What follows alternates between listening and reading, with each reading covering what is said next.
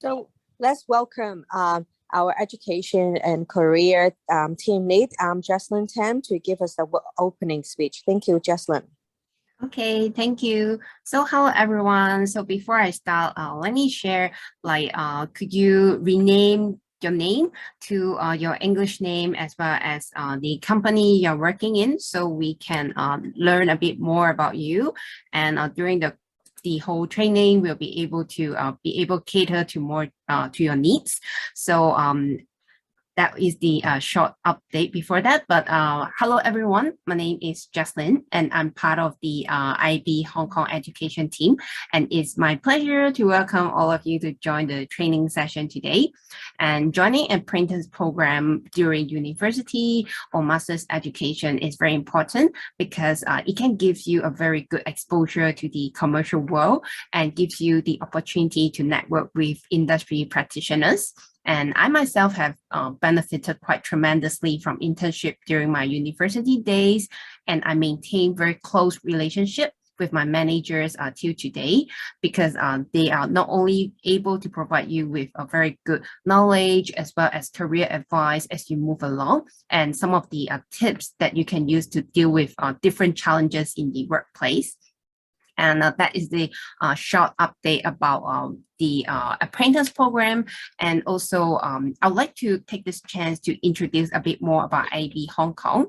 Actually, IAB Hong Kong is a not-for-profit association, and we aim to develop some of the best practices on digital marketing and to shape the future digital marketing for Hong Kong.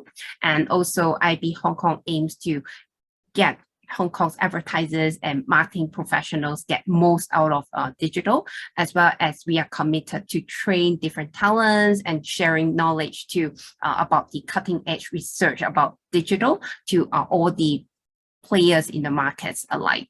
So next slide, please.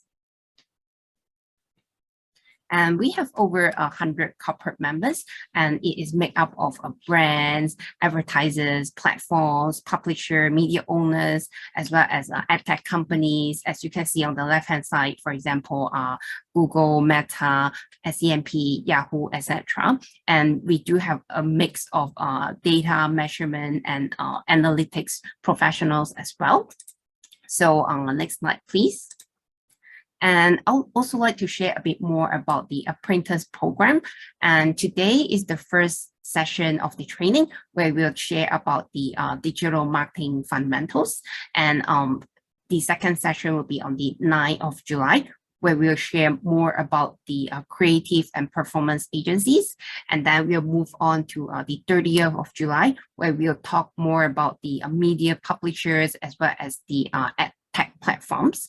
And after which, on the 13th of August, we'll share a bit more about the e-commerce brands, what a day is like in e-commerce, as well as on the 26th of August, we'll be talking about the last session where we'll have the certificate presentation ceremony, and we'll invite a few speakers to share their insights within the digital space as well.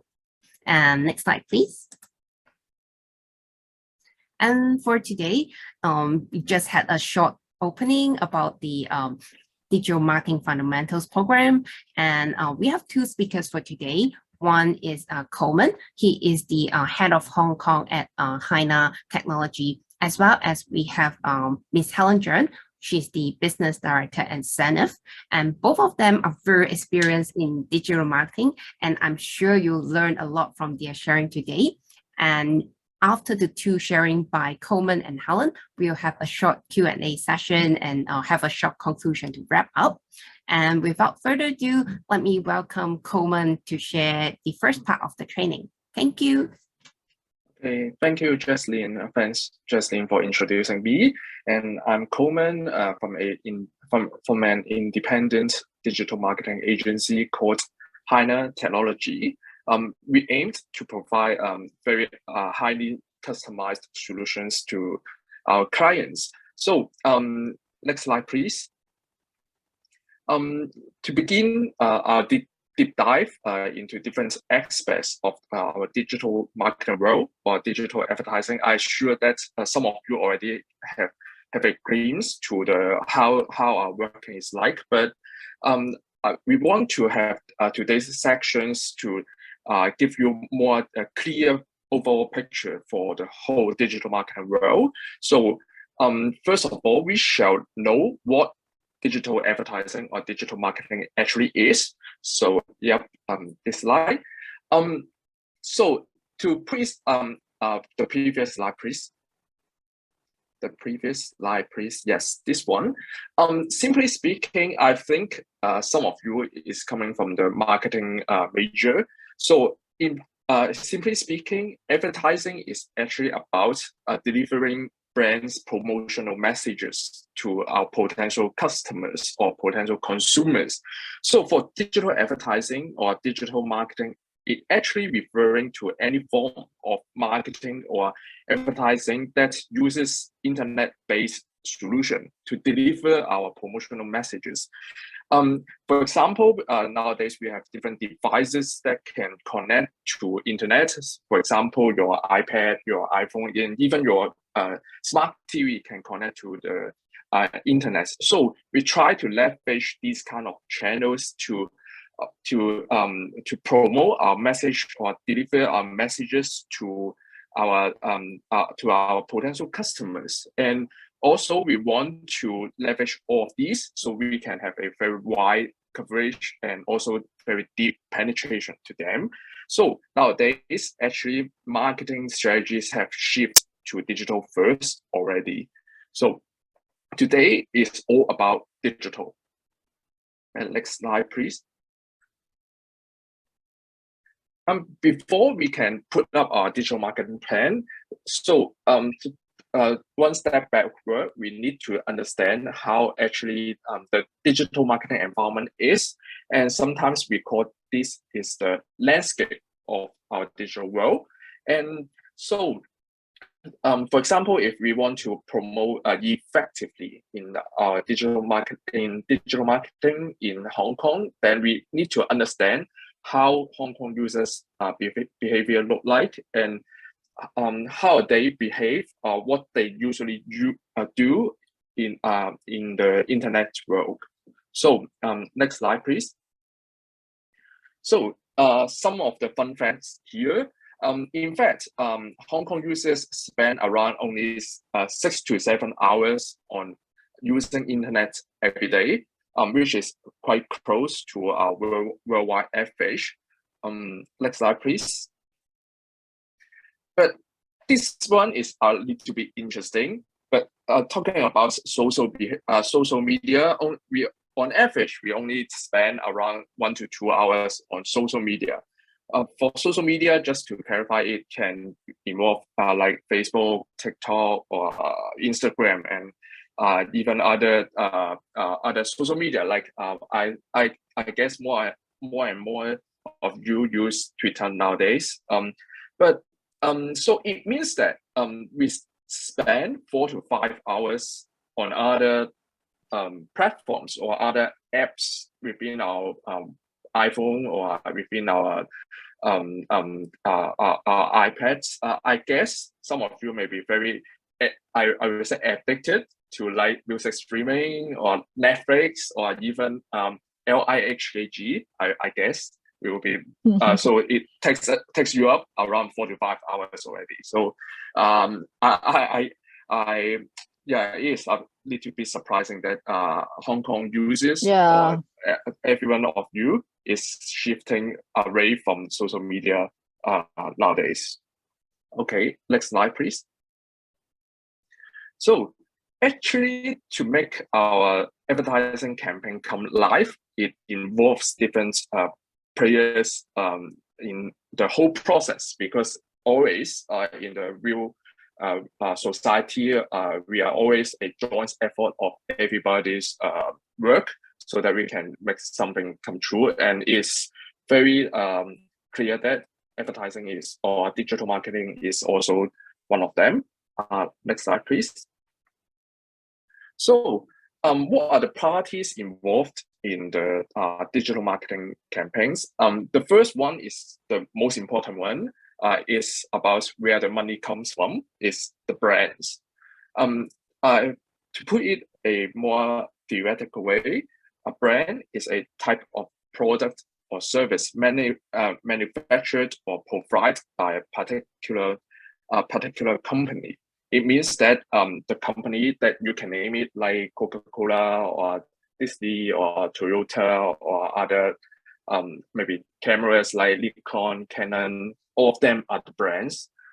Because as I mentioned in the introduction, these kind of brands or companies, they need to communicate to their potential consumers about their new product launch, or like what kind of sales or discounts they are going to have. So all of them need to communicate to the consumers.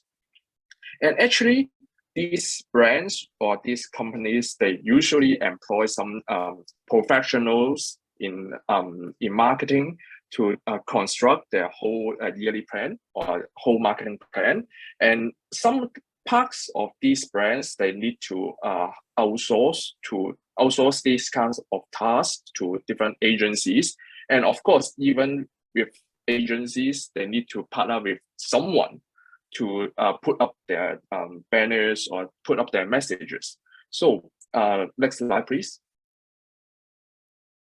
So where these promotional messages put up, actually the platforms that we allow us to put up our promotional messages, we name them as publishers. Publishers are actually some parties or some websites that they own their media properties. For media properties, it can be websites or apps or platforms. They usually produce different kind of media contents. And alongside the contents is ad supported. What's the meaning of ad supported? It means that it offers different kinds of ad placements that allow us to put up different kinds of promotional messages. So these kind of websites or apps or platforms, we call them publishers. To categorize, actually, there are different kinds of publishers, and I will not go through one by one, but I will name some that are very familiar to us. For example, for news publishers, I think we are very familiar with HK01, 香港01, and other platforms like AdNet, 經濟通. And for video, actually, I think this one will be very engaging to everyone. Is like Netflix. You know that Netflix is very popular, and also Disney Plus. Although these two, they do not have advertisement yet, but they are coming. They may be soon to have advertisement supported. And also Viu, I think many of you will watch Korean drama or Korean films in Viu, and it's growing very popular in the Southeast Asian market. And there's one that I think some of you may not be very familiar, is about portals. What is portals? Portal websites, actually, it over aggregated information within one website. It provides different links so that you can find news website, other news website, or find some news content. So it doing a information aggregation within one website. And also they sometimes provide other tools like emails or chats or even some mini games along the portal's website. And last but not least, actually some apps or plugins or add-ons are also the publishers. Why? By definition, publishers are those who allow us to put up our promotional messages. And if you notice, actually some of your tools apps in your iPhones, like flashlights or some file converting add-ons of your Chrome browser, is also ad supported. It's sometimes you can see there is some mini images or some text ads inside the add-ons or plugins. So they are also kind of the publishers. Next slide, please. So Another party will be agencies. I have just highlighted a bit about agencies because some of the brand marketers, they will outsource or work with agencies along there. There are some reasons behind. Some of them may be lack of the manpower, and also actually our digital world is very dynamic. I can say there are many new updates along the quarter. I will receive updates from Meta, from Google. Is every quarter there is new updates and new products to roll out. So some of the marketers will leverage the know-how of the digital agency, because digital agencies or other agencies, they are very specialized in the areas that they are working on. Every day they do the similar jobs, but they tailor to different kinds of brands, so they can accumulate different experience along their working cycle. So the agencies, the companies that provide these kind of services to the brand, help them to fine-tune their messages and or to think about what kind of strategies that they shall go for. So to categorize, there are different kind of agencies. Maybe some of them providing full service. Full service means all round of the service, like creative or the digital planning, or some of them are very specialized in PR, and some of them may be only doing the media buying. Media buying means like how we purchase the ad placements within the publishers we have just mentioned. Next slide, please. For the agencies, actually, if you are familiar with accounting or auditing, they have Big Four, and actually we have similar things in the advertising or marketing environment. We also have the Big Three holding companies, I would say. The Publicis group, Helen's work with Zenith, and actually is under a big group of Publicis. And we also have WPP and the Omnicom group. Each of them owns different kind of agencies, and each agencies have their own characters or the areas that they are specialized in. Next slide, please. There are also some agencies that are independent from those big groups. We call them the independent agencies. Some of them maybe the size is relatively smaller. For example, me, I'm the co-founder of my agency, HiNA Technology. We are positioned as the independent agencies, and for me, actually, we are also doing kind of full service along the digital world. We help we help our clients to draft from the media buying, and also we provide creative suggestions. So it means that no matter they are within the holding group or not, then they still there are different agencies that have different positioning within the whole digital marketing world. Next slide, please. Yep. So here's some more details about the whole agency, how it's structured like. To put it simple, there are 5 main functions of a full service agency. You can name account team, strategy team, creative team, planning and buying, and finally the ad ops. To highlight, for accounts team, they are mainly doing the business development role within the agencies.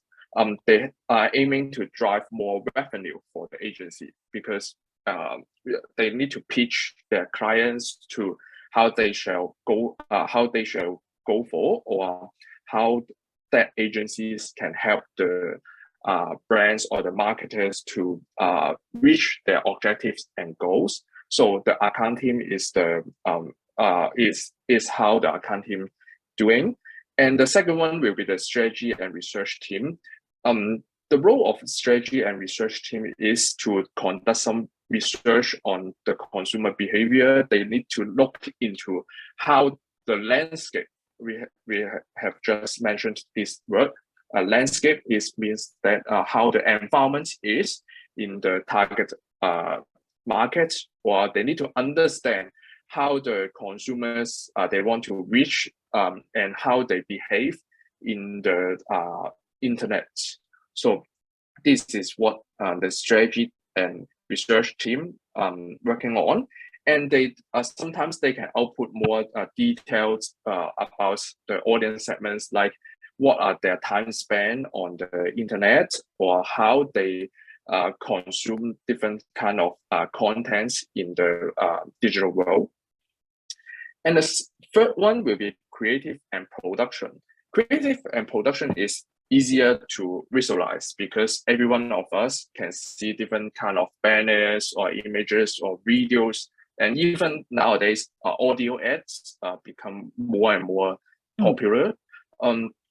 Creative and production are the teams that they gather the research results of the strategy team, and then they try to think of some of the messages that or some of the creatives that can raise your attention or catching your eyes, and at the same time they can deliver the messages effectively by the brands. Like they, on one hand, they need to raise your awareness or raise your interest. On the other hand, they need to make sure how the messages is delivered very effectively.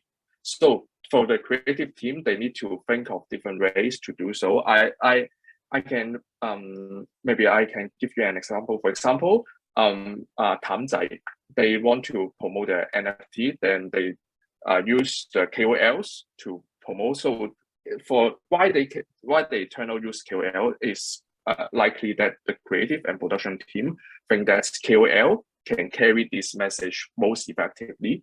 So they use KOL to promote these kind of messages.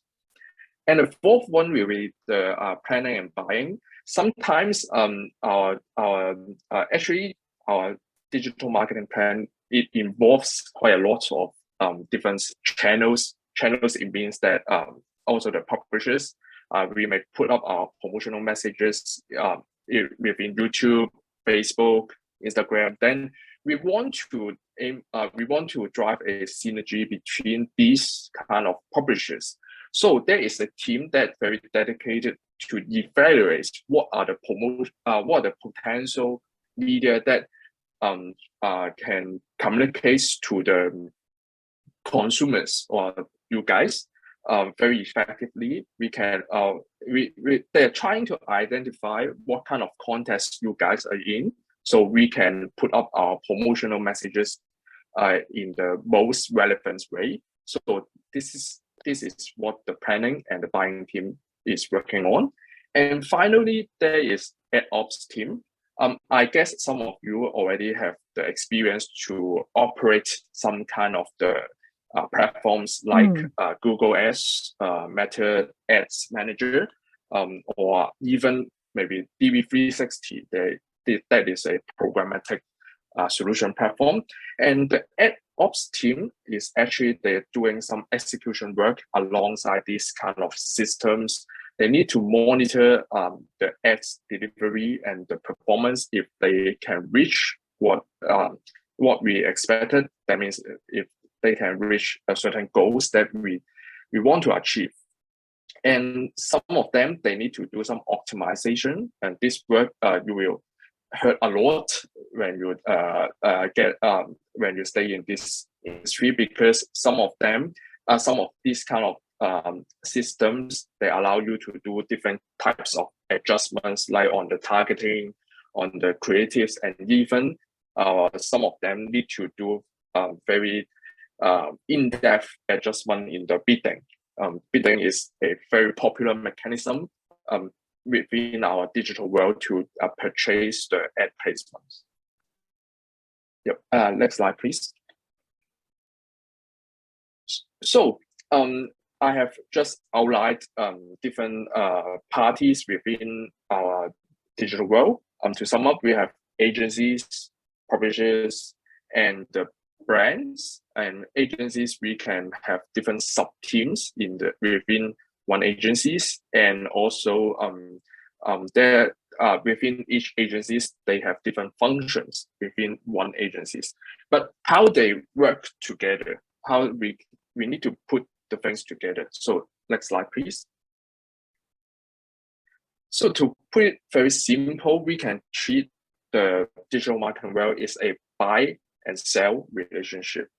For the buy side, we have the brands that they want to promote something, like maybe product launch or promotions, or some like Christmas sales. And for the buy side, also agencies is on the buy side because they work with the brands, and also they may need to purchase some of the ad placements or ad channels on behalf of the brands. So on the buy side, we have the brands, and sell side is obviously the publishers, because publishers, they usually create different contents like HK01. They offers the news, very updated news. For example, View, they offer you some of the Korean dramas, movies. So some very often they offer them for free. Because why they can offer them for free? Because they are making money from advertisements. So this kind of relationships is sustaining their is funding part of their free service that we are enjoying. So remember why some of the KOLs, they ask you not to skip for some of the ads in the YouTube, because they are also relying a part of the money that they can make from the advertisement. So in general, we can say that this is a buy and sell concept within the whole digital marketing world. And moving forward, Helen will talk more about what we are buying. It means the ad formats, and where we can buy from. It means the inventory, because publishers often referring to the ad placements that they own is like a stock, or they owned that they can sell to us or sell to you. So it's called inventory. These concepts, Helen will talk more about it. And next slide, please. So to put it more structuralized, actually along the whole media buying process, the buy and sell process, it also involves a joint efforts of different teammates together to make the advertising campaign happen. And everyone is, I guess, if you are joining our industry after graduation, it's likely that you will start with the media coordinator role. It means that you are getting briefs or getting informations from the brands or from your clients if you are working in agencies, or if you are working as the marketing junior within the in-house team, then you also need to get your briefs from your manager or your director, and then you need to communicate to different publishers or different, sometimes we call them vendors because they offer us services. So you need to communicate very effectively, and then you need to get some information back from them. So how the whole process is look like, and next slide, please. So actually for the whole media buying process, it can involve 5 stages. The first stage is the research stage. The marketers or the media buyers, because we are the buy side, we need to develop a very detailed understanding of about our goals or our brand's goals or our clients' goals, what they are aiming at. For example, very likely if you are working for an e-commerce platform, then you want to maximize your sales. At the same time, you need to strive for a balance between the cost and the revenue that you are aiming for. For example, if you are a apps, then you may aiming for it as large as possible, your user base. Then there are different kinds of goals that you may need to think of first, and then they need to know how their potential audience is making decision, or how and or what are their key priorities when they make a decision to purchase certain kinds of products or use certain kinds of services. So it's about understand yourself or your clients and understand the market or understand your audience. It's all about the research stage. And then for the next stage, after we get along, we have get together what we want to achieve and how the markets look like. Then we need to go for the request for proposal stage. Sometimes we are referring to the RFP stage. It means that we try to communicate to some of the potential vendors or potential publishers that we may want to partner with, and we communicate them maybe in email, or sometimes we communicate them with a PowerPoint to outline what we want to achieve and what are the audience that we want to target on, and see if these vendors can help us. So it's quite important that we make our requirements or what we want to achieve very clear during the RFP stage. And then the next stage is the evaluation process. Usually the vendors or the publishers will respond to the RFP because RFP actually sometimes is quite often that we also provide the details in written, so they will reply us with their proposals. And the media buyers or the marketers will meet up with the vendors to understand more about their solutions. Because for example, it's quite obvious if we want to reach more as many as possible about our potential audience. Facebook, we have different solution. YouTube, we have different solution, and even Spotify may have their own audio ads that may be possible to reach your potential audience. So the marketers or the media buyers will sit down with these potential vendors or potential publishers to understand their solution more and to see if and also evaluate if these solutions is something they is something they can help to achieve their own marketing goals. And usually there is a final list of vendors that the marketers or the agencies tends to work with, because there is no one single solution that can achieve our objectives. It's always a mix and match different kinds of solution. Then we can reach our audience more effectively, and also we can deepen our penetration to the kind of audience segments that we want to pinpoint on. So always there is no one single channel that can help you achieve the marketing goal. It always a mixture of them.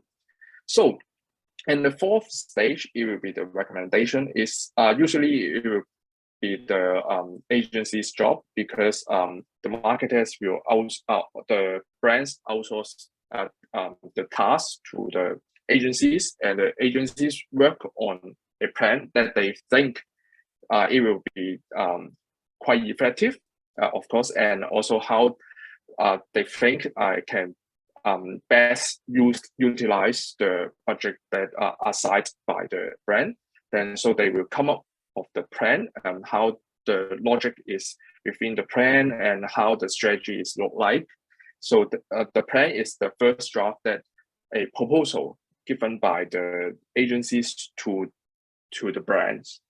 And finally, the brands or the clients will sit down with the agencies to walk through the whole first draft, the media plan, and then see there is any fine adjustment is needed.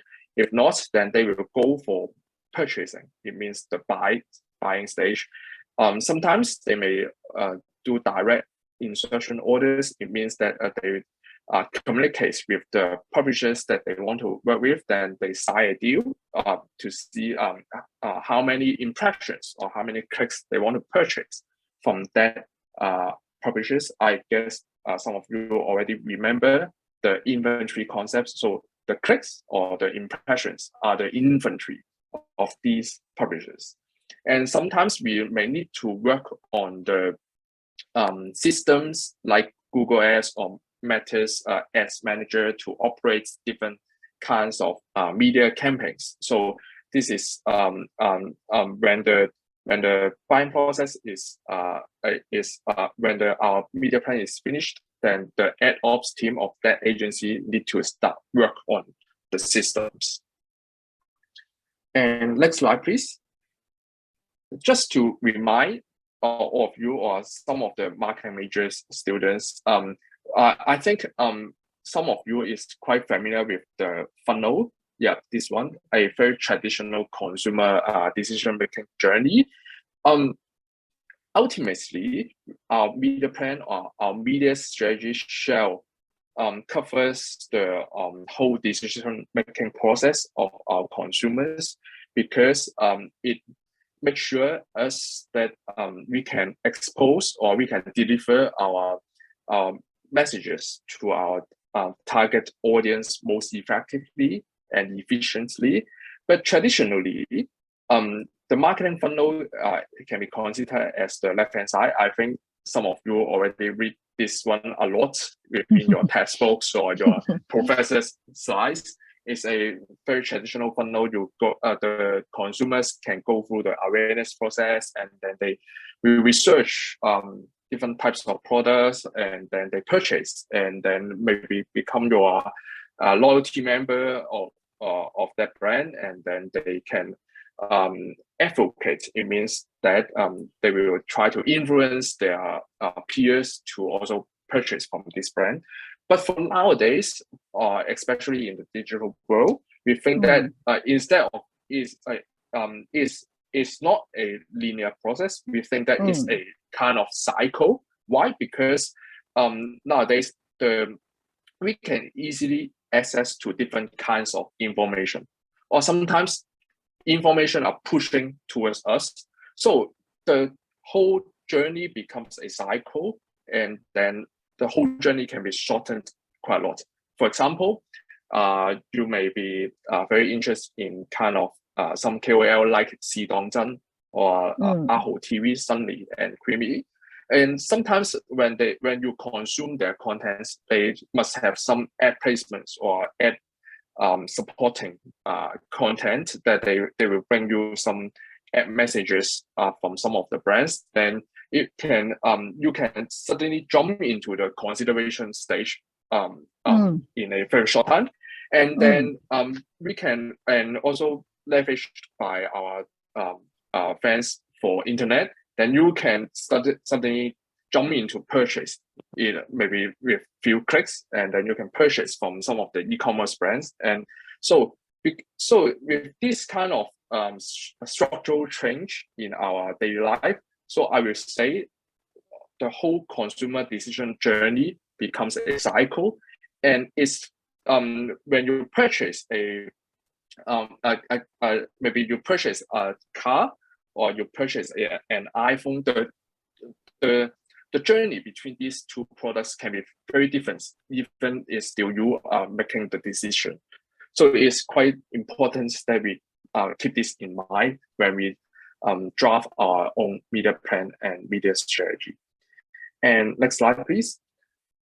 So I will pass the platform to Helen to talk more about what kind of inventory, remember inventory, that we purchase from different kinds of publishers and how they look like.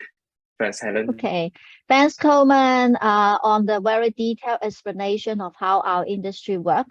But I also want to add on a bit more on what you just mentioned about the marketing model. because I guess this is really I would call my fans for Steve Jobs, because of him to reinvent about the mobile experience. Imagine the phone that you use now is actually can be a lot of things. It can be a video streaming platform. You listen your music. What I want to point out here mainly is that nowadays I would say consumers in the 21st century compared with beforehand is much more powerful than before, because in terms of the information that they can access. So what Coleman introduced to all of you is that now when you have to do the marketers, I'm sure that some of you may not just wants to pursue your career in advertising. Maybe you want to be a marketer in the world. I would say tries to get your message or your brands to be mental available to your consumer is super important, because you will never know where your consumer will go, whether it starts from the search, seeing a display of an ad, or even seeing your social post. So that's the reason why nowadays we're working in advertising really needs to understand where the consumer goes in order to make sure we get our ad available to them and consume the message. So next slide, please. So what I'm going to, and also next slide, because next slide, please. Yeah, what I'm going to tell you is basically is the three key formats in the inventory. One of them is search, one of them is display, and one of them is video. Basically, I guess all of you will come across this format in your daily life very frequently. So next slide, please. First of all, I will talk about search. Actually, I guess a lot of us being a consumers, whenever we want to buy some things or want to understand the product or the categories, or if I want to buy a camera or a beauty product, the first thing you actually do is starting to search, right? Because you really want to see how people think about the brands, or what is the consumer product review and all those things. So search actually in the consumer journey is super important. And that's the reason why it actually being a very key component in our digital advertising. So basically for search, we can categorize into two types. It's the organic and the paid search. And in terms of the players in the market, I would say sort of the publishers in Hong Kong, more popular is Google and Bing. But I would comment that Google basically is occupy the largest share. According to a global statistic for Hong Kong market, Google actually occupy about 94% of the search engine share, just for your information. So maybe go into the next slide, please. Yeah, please go into next slide, please.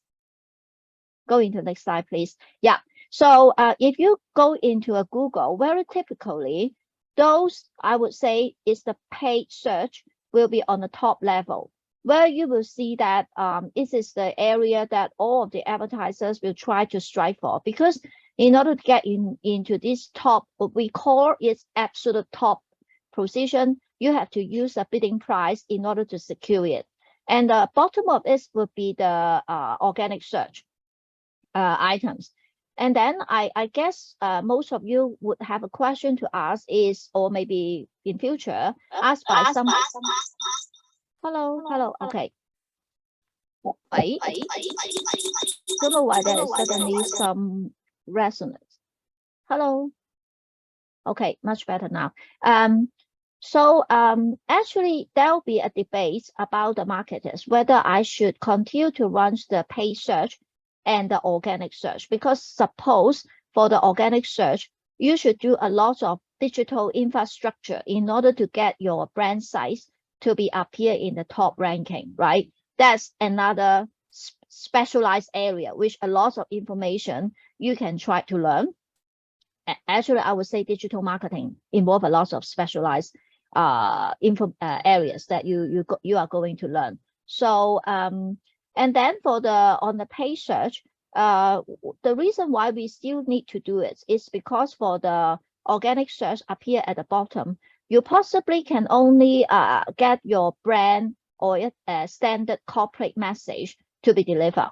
But the reason why we do the paid search is also need to be is because you can add on some promotional offers on the top whenever you got some interesting new product launch or new promotion offer. Then you should use the paid search to reinforce this message. So if a best practice, you should always get your paid search and organic search doing together. Because I come across some marketers telling me that I won't do search because I already on the top ranking. Why should I do the paid search? Spending money on this. Again, this is something I would tell the client that you really need to, because if you don't do it, your competitors will be doing it and they will ahead of you and on the top of you. Will you like that to be happen? Then they will usually in this way, they will do the search. Okay. Okay, next slide, please.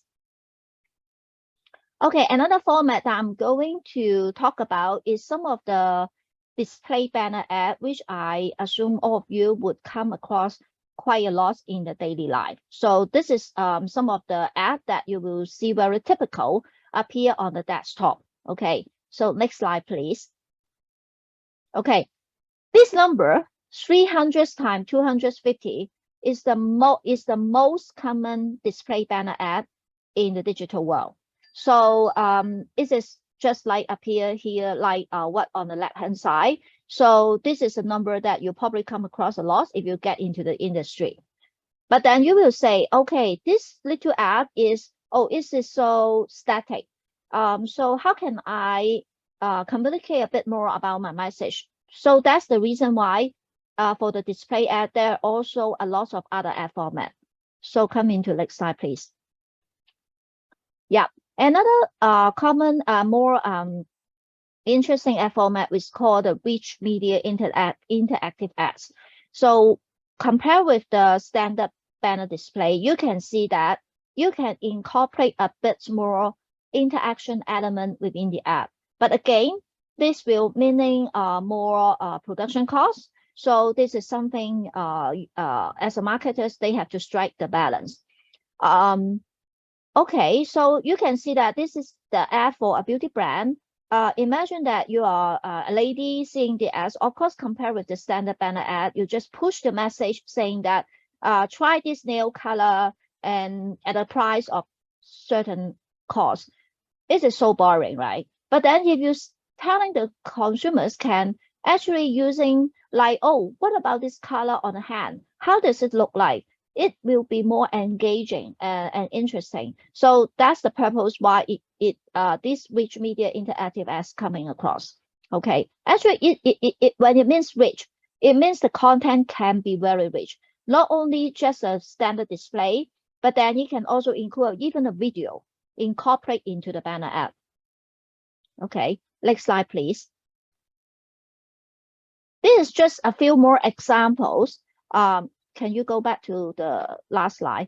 This is just a few more examples that we want to show you. If you see at the middle bottom corner, you can use as much as your imagination to play around these sorts of rich media ad. Not just have to be stick with that little box, but use your imagination. That is very interesting, I would think. And the reason we have to do this rich media, the purpose is to grabbing the attention of your audience. The reason why we need to grab your attention is because in the digital world, everything is so fast and go, right? Come and go, and you see a lot of information. Your attention span is so short for the ad. That's the reason why people trying to develop some more interesting ad, they call the rich media format, to grab your attention.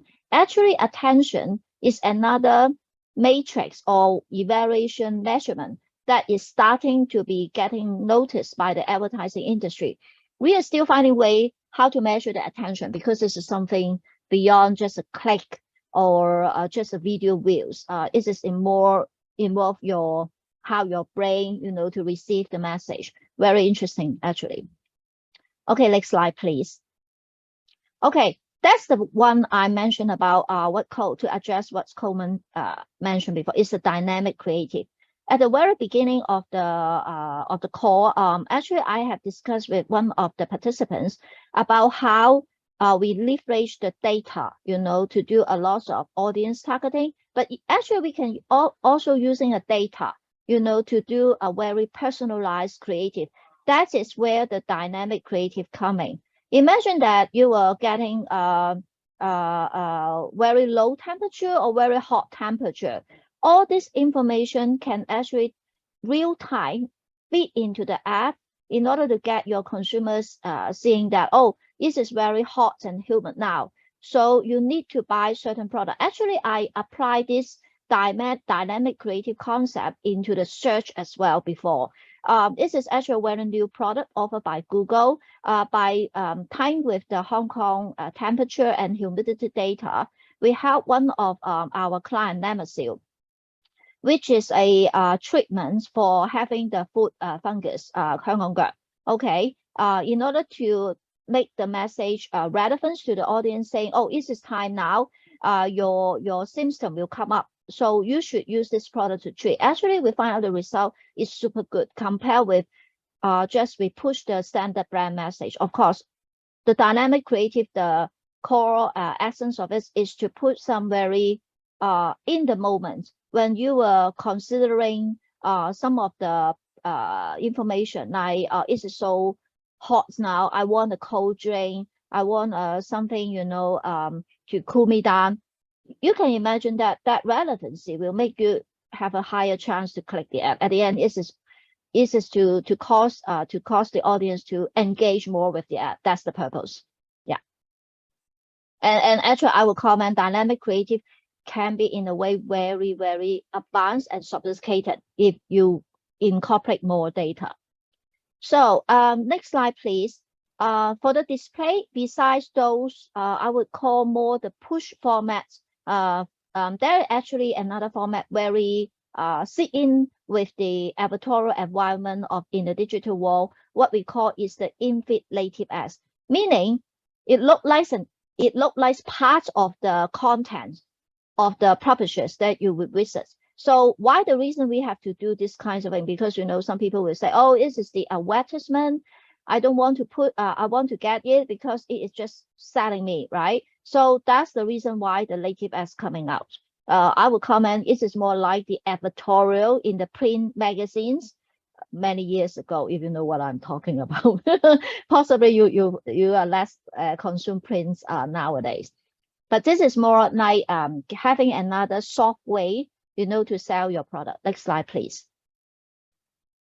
So, okay, in content native ad, this is actually give you a feel about how the look and feel of the in content native ads. On the top right-hand corner, actually this is a app, but you can see that the layout and look and feel is so similar to other content. The purpose of this is to try to make it like part of the content. That's what the native ads doing, and then so that you can get people, you know, oh, seems like this is not an ad selling me something. Oh, but I find the content so interesting. Maybe I can get into understand a bit more than the purpose serve. At the end, this is the ad to make you to drive to the client website. Okay, next slide, please. Okay. Next, I will talk about the video ads. Video ads in Hong Kong, in general, we will have two key forms. It's called the long form and short form. Then you will ask me, how do I define the long and short form? In general, for those that is less than 8 minutes, we call the short form. But if it is more than 8 minutes, we will call it long form. Then actually, it will also have two kinds of video ads format. It's called the full episode players. That means it is more full-length shows. And then the other one is called the user generated content. I will comment that in YouTube, basically it is a platform that got tons of user generated content. And then another upcoming platform, which is very hit among the youngsters right now, is the TikTok. TikTok actually is to using very short bite-sized video, you know, to engage the audience. And also that's the reason why Facebook, Meta, tries to react. I guess some of you may starting to see a lot of short video format coming into the Meta platform, the Facebook platform. Actually, it is some of the action that different publishers, to counteract with their competitors and introduce. The short form videos in Meta, it calls Reels. Yeah, it's starting getting popular and also pushed by Facebook a lot as well. So next slide, please. Okay. Another term that you will call is called the in-stream video ads.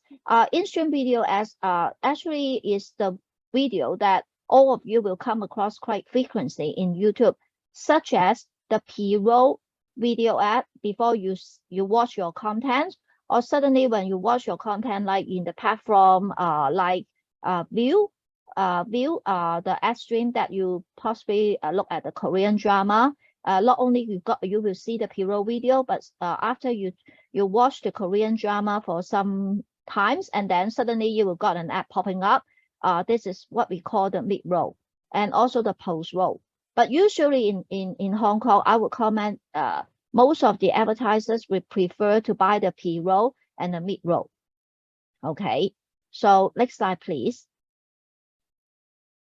Okay, another video format is more appear into the mobile. It's called the institution video, which is a full vertical video take over the format, take over the mobile device phone screen, but then it will scroll away when you look at the content or scroll down the content.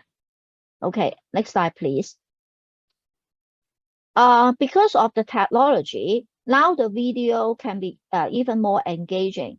I guess some of you may see the video content happen in the Facebook feed, have the 360-degree.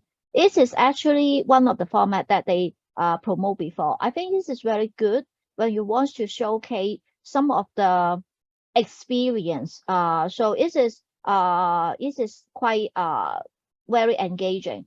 But I would comment the production cost for this kinds of video is quite tremendous. So that's the reason why you will not seeing that much happening in Hong Kong now. Next slide, please. And as I mentioned, dynamic creative not just appear on the display. Actually, you can also apply the dynamic concept to the video as well. Yeah, so it is more tying with your message. And this slide is talking about the interaction. Same as the display format, video also got the interaction. Okay, next slide, please. This is what we call the vertical video. Mainly all the format is taking the full screen size of your mobile in order to give you more impact. Okay, next slide, please. Okay, next is a very interesting section, which I'm also wants to cover a bit more. I'm not sure whether all of you have taken notice that in the past 5 to 6 years for Hong Kong, a lot of the out-of-home medium, like the MTR or like the bus shelters you daily come across, they actually starting to revamp their screen, not just to put up the poster, static poster advertising. They have revamped their panels into the digital format, which is to broadcast more interesting and more engaging video content. So I would like to also give you some idea that because of this infrastructure change, that means we actually also can doing a lot of data buying, or what we call more advanced buying in the future, so that you can actually based on your audience where they go and to follow them according to this digital panel. So next slide, please. Okay. Serena, can you help me to play the screen? Yeah, put this. I guess some of you may see all this. No need to push it bigger. Just stay where it is. This is actually what we call the 3D video. In some of the market, I think most of you should see these kinds of things in your Facebook, social feed, or even LinkedIn. Because actually this is another upcoming trends for the world is because all the big video screen now can do some of very interesting. It is because of the resolution is much higher than before, and also because of the technology.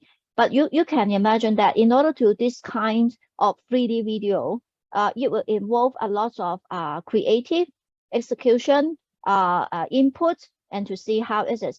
Actually, for Hong Kong, there is also a site which quite a number of advertisers is starting to do the 3D video. If you go by the central area, near the entertainment building, Yulok Hong, opposite there is a shape like the Nike one, which is a banded curve of the video wall. There will be going beforehand. I remember it is Cartier doing the 3D video. Actually, if you have time in July, I urge you to stop by Central, because one of my clients, Disney, is going to do a very, very beautiful 3D video there. So you can feel a bit about the impact. I think this is very interesting, you know, to get some more new things getting into the Hong Kong market. Yeah. So that's my part for the presentation today.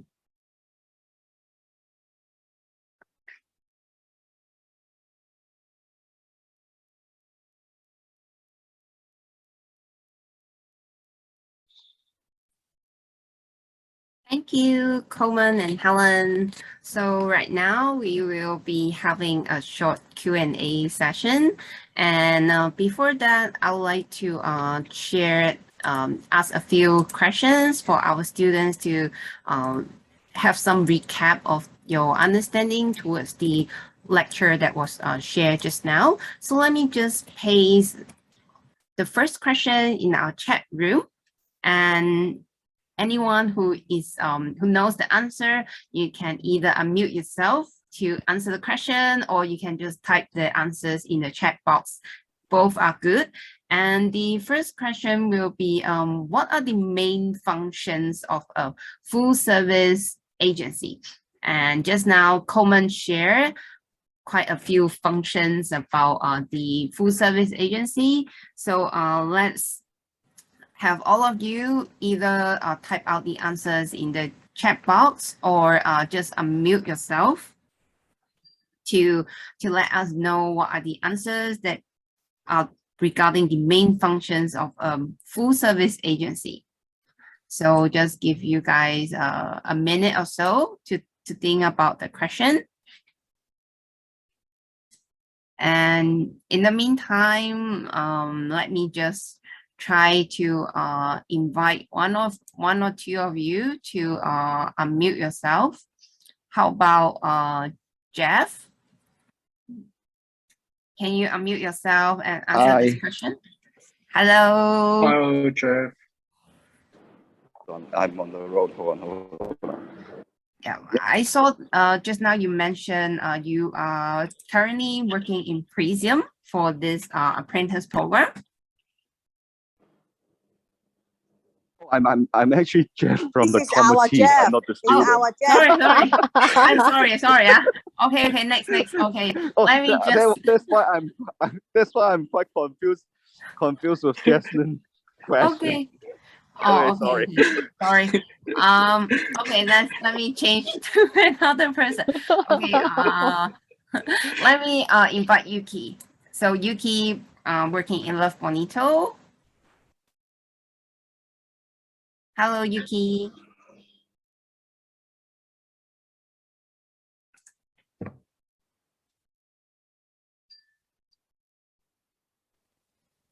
Let me just try to, or any other of you who knows the answer, you can just feel free to let us know.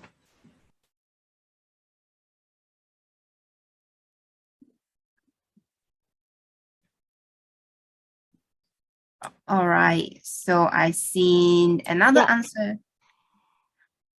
in the chat box, which is by Melanie. So Melanie mentioned that the full service agency functions includes accounting, strategy, and then creative and production, planning and buying, as well as ad ops. And that's right. You got it. Cool. So cheers for you, Melanie. That's great. And let me jump into the second questions. There are 5 questions in total. So let me just put out the second question. The second question is about the what are the 5 stages of media buying? And just now also according to the flow, see that Coleman share which are the 5 stages of media buying, and take a minute or so to just share your answers in the chat box, or you could just unmute yourself.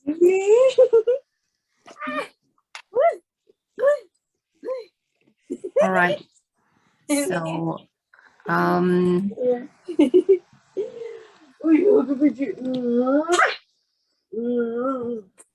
okay. All right. Okay, I first would like to invite co-host IB Hong Kong. Elvina, do you mind mute the microphone first? Thank you. Yeah. Okay, cool. And right, let me see. So I have the answers from Martin, Judy. Yeah. They all. Yeah. Yeah, they all got it. Yeah. Wow. Very attentive. The answer will be, first of all, there is a research stage, and then there will be a request for proposal stage, and then there is an evaluation stage, and then going to recommendation and buying stage. And Martin, Judy, and let's see, this, and Venice, all good, wow, all great. Right. So let me move on to the third question. So this third question a little bit more more into the consumer decision journey. And just now, Coleman also shared the various stages of the consumer journey. And anyone can share the five consumer journey, that the 5 stages that Coleman share about. So again, a minute or so for everyone to type out the answers in the chat box. 1, 2, 3, 4, 5 stages. Wow. We got our A-star student. A-star student, Martin, Venice, Melanie. Wow, that's great. Angel, working in VPON. Wow, all these are great. All of them are great. And so let me share the answers, and let's see. Wow. And the first stage is the awareness stage, where you discover, and then you move on to consideration stage to explore, and move on to the purchase stage to buy the product, and then move on to the retention stage, where you continue to engage with the consumer. And then at the last stage, you have the advocacy stage, where you will continue to try to get the consumers who bought the products to be advocates of your company. And then this will lead to very good word of mouth. And wow, all of you are great and have great answers. And let me share the next question. And just now, actually, Helen shared various types of formats. And let's see, the question will be which is the most common standard banner format. And just now, Helen shared a number. I'm sure you guys will remember the very important number, which is quite closely related to digital. When you work in digital marketing, think of the plans, think of the creative and ad formats, you'll come across very, very frequently. And a few, just a minute or so. Right, I see Angel probably Angel works a lot on this format as well. Yeah. And let's see. And for this 300 times 250, it can come in like HTML, JPEG, and other PNG sizes, different formats by different clients. Yeah. So let's see, the answer is 300 times 250, and Angel, Martin, Jenna, and then Melanie. Wow, great job. All of you got it right. And so let me ask the fifth question. And this is an interesting one. Which creative ad format can include real-time data? Like real-time because it can blend with the weather, it can blend with Hang Seng index, it'll make your heart pound, man. If you walk across the street and you see, wow, the Hang Seng index increase and decrease, that is so exciting. And actually, just want to jump in a bit. I think some of us maybe become less familiar with this format because we these 2 years we visit much less we much less go to booking.com or hotels.com already. But previously, if you plan your trip, then you frequently seek this kind of ads. And some of the maybe the weather information will be very important too. Like if you are going somewhere, you may want to know whether it's a summer or autumn or winter. And wow, so Angel, Martin, Jenna, wow, great stuff. All included dynamic creative, which is great. Yeah, frequently used by hotel clients, airlines, and also e-commerce. Maybe I can add up a bit more. Recently, due to the pandemic, actually I have helped my client Panadol. It had been out of stock because of Cheung, endorsed this product, and that it got a panic buy from the consumers. So actually, I also helped the client to using the COVID-19, the confirmed cases numbers, to do some dynamic creative for that as well.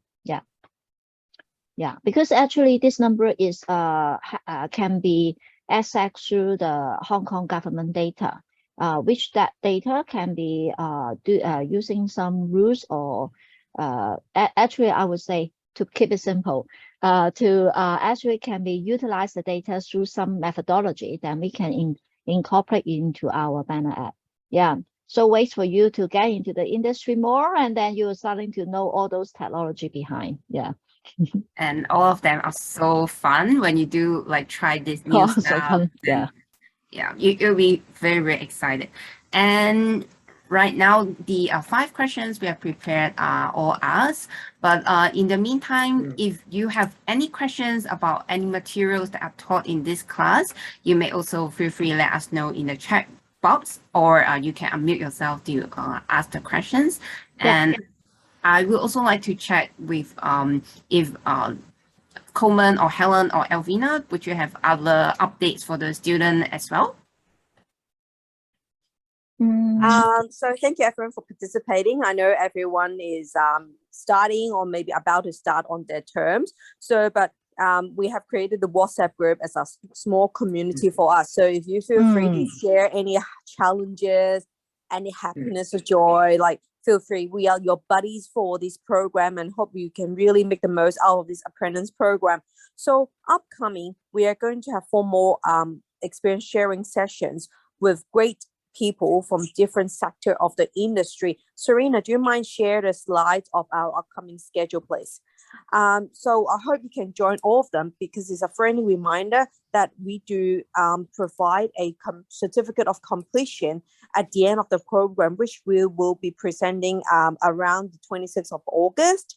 Currently subject to the venue availability, because we really want to host it at Meta.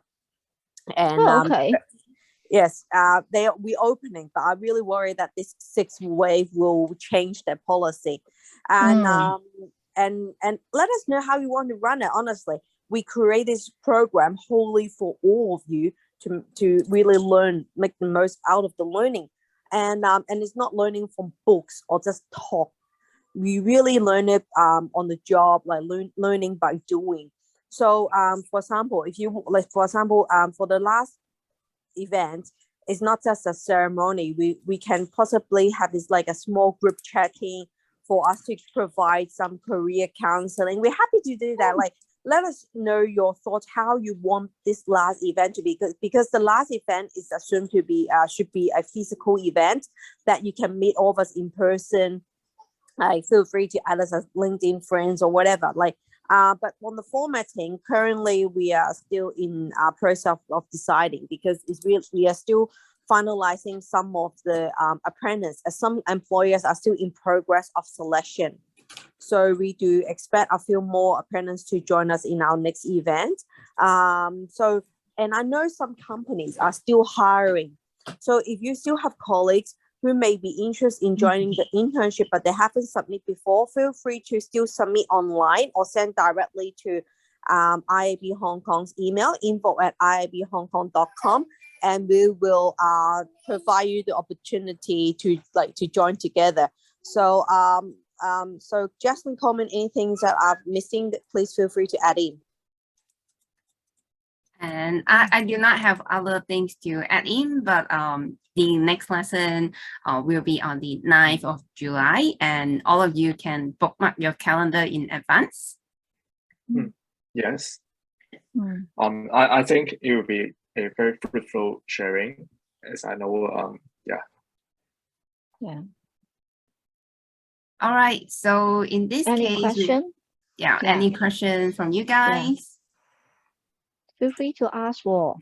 Okay, don't be shy. We really love to share what our experience with all of you.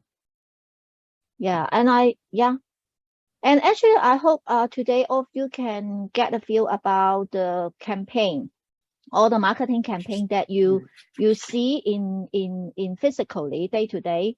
After Coleman in the introduction, I hope you can see that it is really a lot of effort from a great team, from the client side, from the agency side, and also from the vendor. All these three parties have to work very closely and collaboratively in order to make the campaign that you see happen.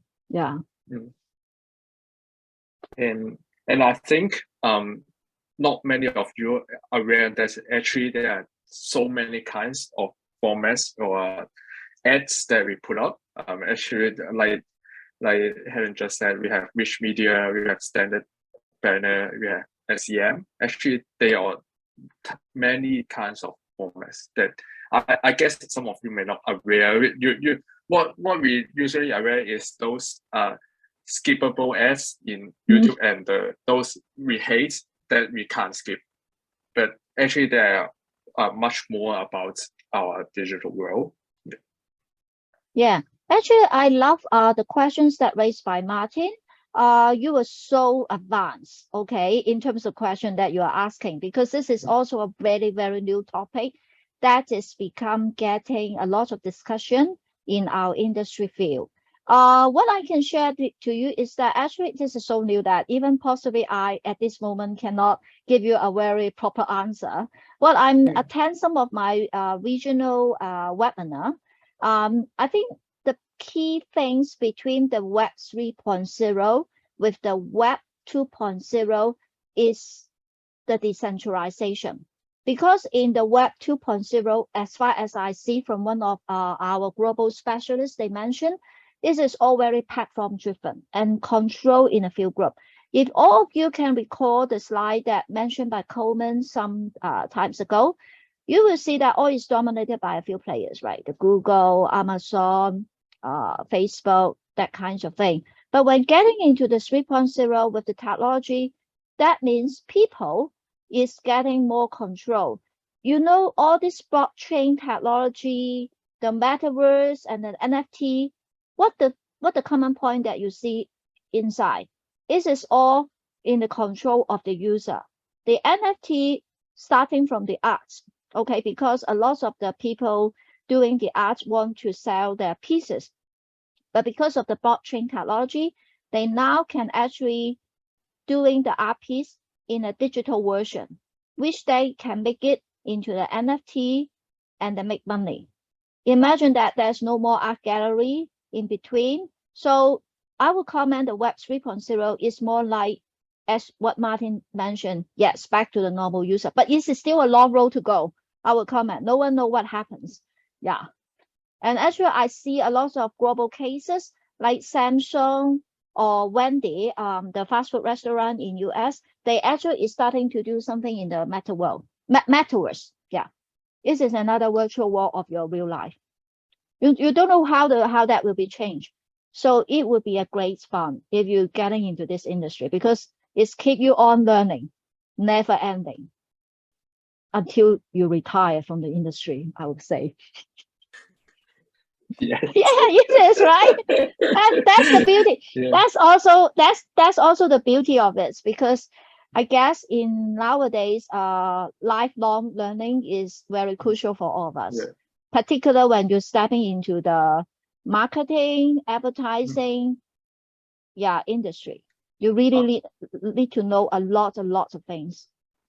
Yeah, I will say actually because with some I will say actually we spend quite a lot of time in the digital world, no matter on job or during our leisure time. So I will say we are quite up to date to the what the world trend is doing. So good question from Martin. So yeah, I think there is many chances that you can get in touch with these types of new technology if you are someone you're interested in the digital world, or you're eager to learn new things. Then definitely digital marketing can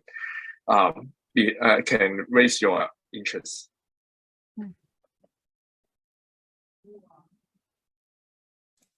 And just now that there's a question about any recording can be provided as I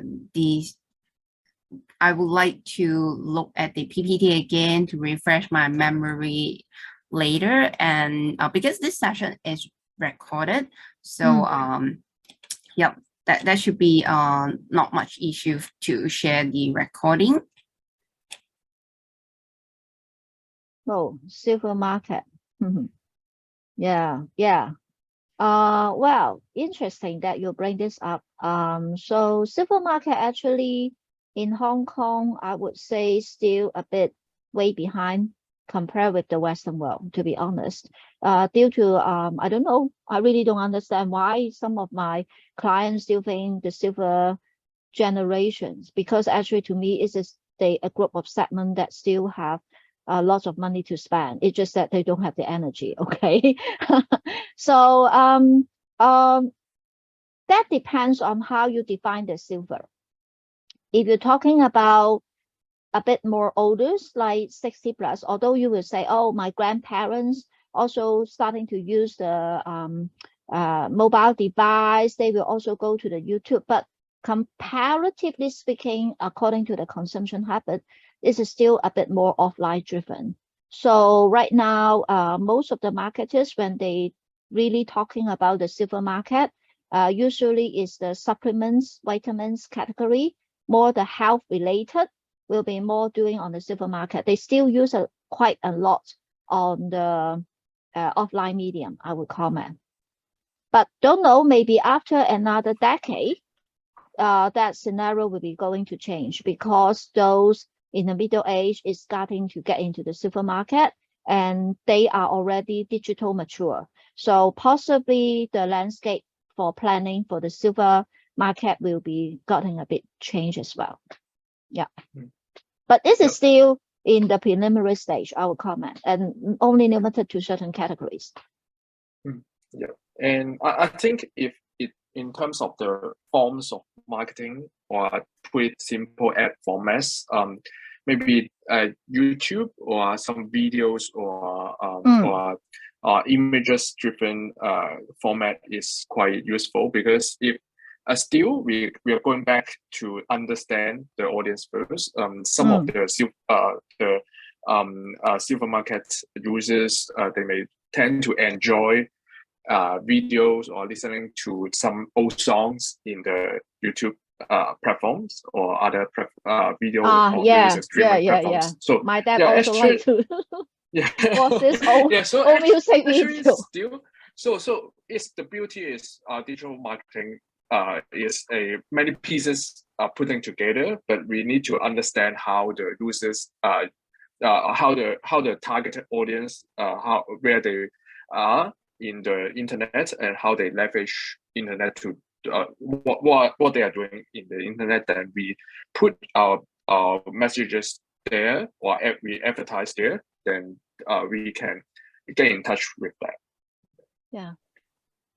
Actually, when you're starting to get into the world of marketing and advertising, no worry on that, because you are going to have a lot of research tools to help you to understand how the different consumer segment behavior.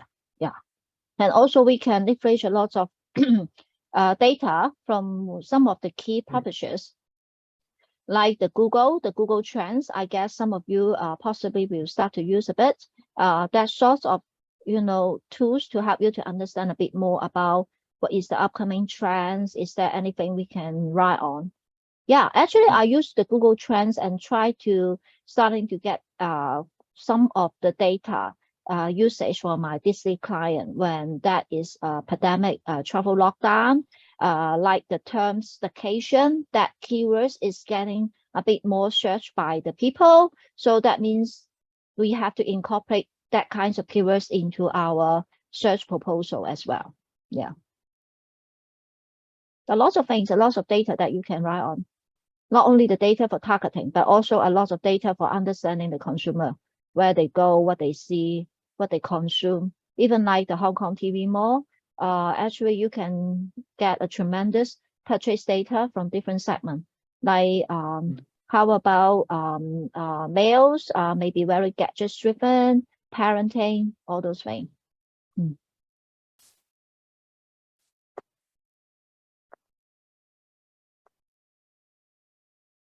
Any more questions?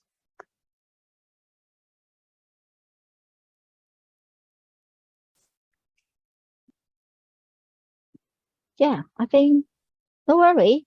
Try to keep learning, and I hope the August 26th can be a physical event, and then we can all meet you personally, face to face, and possibly using that as a chance, to ask us a question, because you are the future of our industry. Yeah. And so in this case, we'll wrap up the session today, and thank you all of you for joining us, and have a great weekend ahead. Okay, Thank you. Thank you.